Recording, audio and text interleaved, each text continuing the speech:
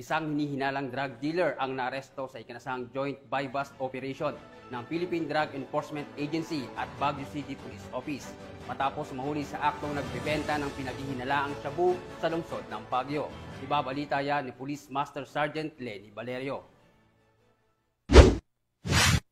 Timbog ang isang individual sa matagumpay na entrapment operation na isinagawa ng Philippine Drug Enforcement Agency Cordillera Regional Special Enforcement Team o PDEACAR RSET kasama ang Ifugao Provincial Office at local police na nagresulta sa pagkaaresto ng isang drug dealer sa Barangay Pinsaw, Pilot, Baguio City nito lamang ika-16 ng Hulyo taong kasalukuyan.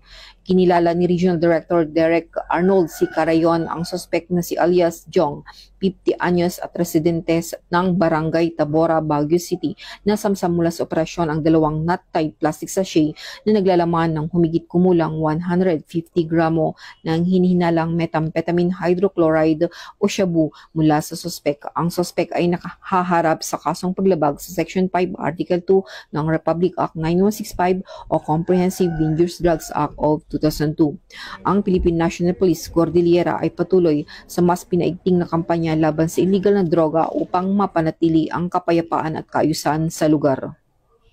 Mula dito sa rehiyon ng Cordillera, ito ang iyong PNN correspondent, Police Master Sergeant Lenny Valerio, alagad ng batas, tagataguyod ng balitang pulis.